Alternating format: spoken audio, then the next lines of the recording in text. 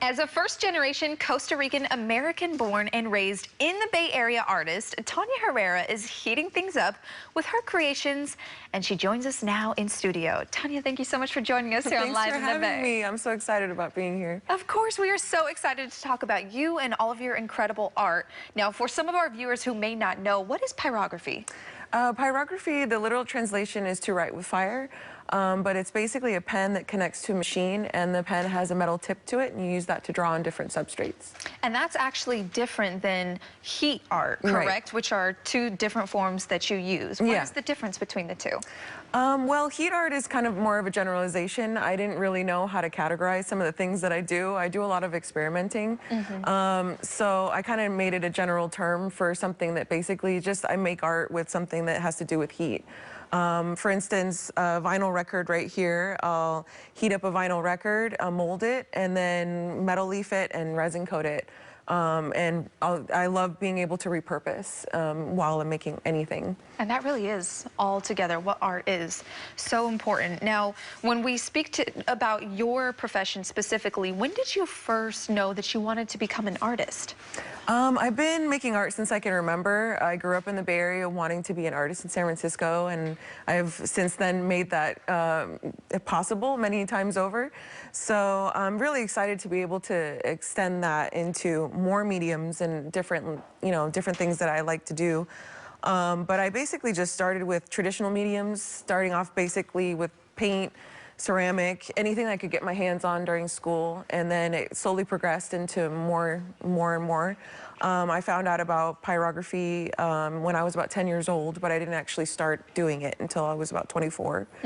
And I've been doing it for now almost 14 years, and so I just love it. I definitely have found my niche. Well, you are definitely very talented, Tanya, and I'd love to talk about some of the work you brought with you today. Starting over here, can you tell me about these two portraits? So those are fire stencils. I basically had an idea to make a stencil that was burned instead of using paint. And I didn't know how to do that. So it took about 16 years to develop an idea. And I failed enough times to create a show this last June. I had a solo show, and these were part of the show. At a gallery called Evolved SF in the Mission District of San Francisco.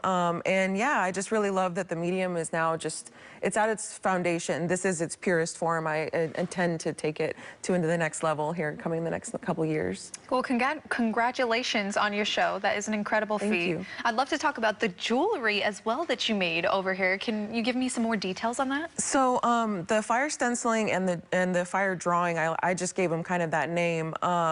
The stenciling is done with a stencil, has a cutout, and then the fire drawing, mostly what you see on the jewelry is done all by hand. So it's all me essentially just doodling, and I really love it because it lends itself to just whatever I have on my mind, and whatever I do a lot of research when it comes to patterns from all over the world, and mostly ancient forms of patterns.